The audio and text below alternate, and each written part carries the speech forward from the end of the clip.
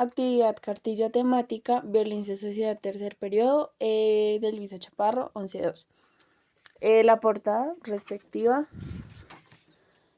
comienza aquí, sigue aquí con diferentes características y fechas de intervenciones de la Guardia de Estados Unidos y de la Infantería Marina para con los países latinoamericanos.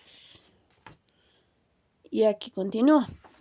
Desde que a principios del siglo XIX se estableciera en Estados Unidos la llamada doctrina Monroe, el intervencionismo estadounidense en el continente americano pues se convirtió en una práctica muy habitual y creciente durante el contexto de la Guerra Fría.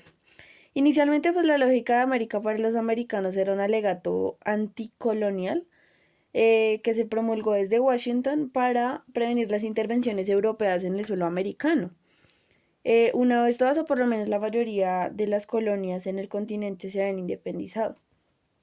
Sin embargo, pues el peso político y económico de Estados Unidos acabó mutando este mensaje hasta convertirlo en el derecho a tener un área de influencia propia y exclusiva en el continente americano. Así, pues cuando comenzó la Guerra Fría en Estados Unidos, se llevaron a cabo numerosas intervenciones militares a través de los servicios secretos con el fin de desestabilizar gobiernos alineados con el bloque comunista o pues que mostraran simpatía con ellos.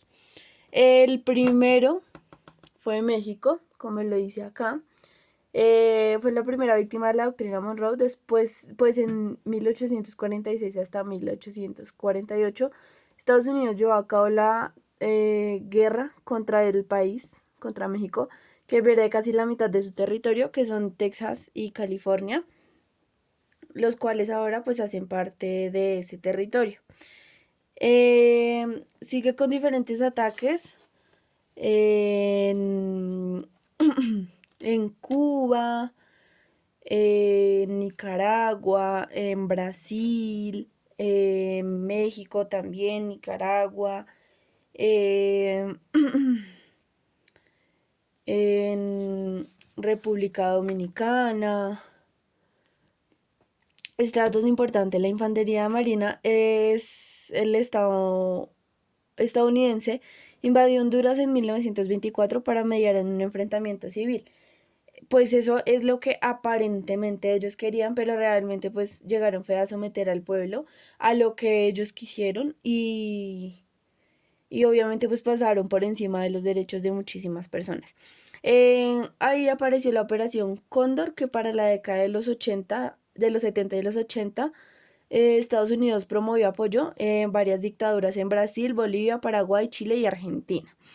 La Operación Cóndor trabajaba como una red clandestina de las dictaduras para perseguir, vigilar, torturar, asesinar y desaparecer a los grupos subversivos, y esta operación también incluyó labores en el Caribe, Venezuela y demás países de la región donde se persiguieron y asesinaron miles de comunistas. La última operación que tuvo, entre comillas, fue en 1983, donde alrededor de 7.000 soldados estadounidenses invadieron la isla para derrocar a su presidente, pues por muchas inconformidades en el gobierno estadounidense.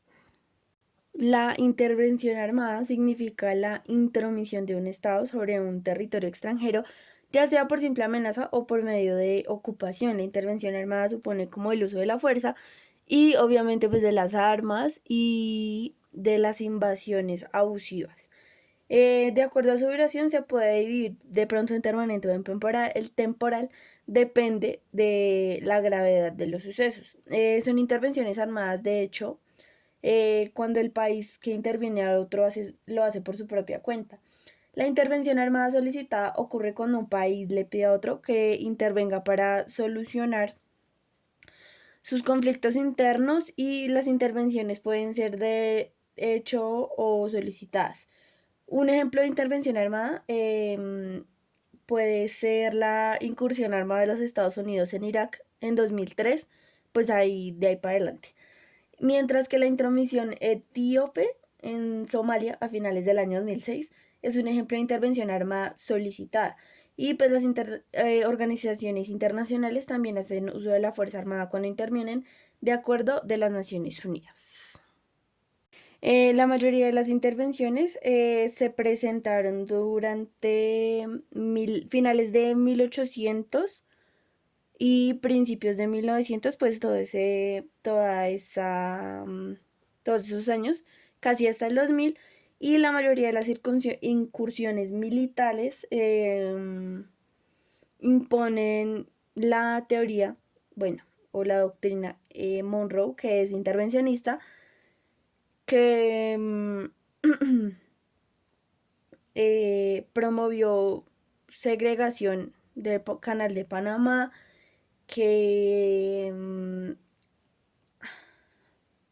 promovió también muchísimas muertes de líderes comunistas, líderes revolucionarios, la mayoría cubanos, que muchas veces envió personal de la Infantería de Marina para reprimir movimientos que intentaban como restaurar el poder de personas que habían destituido.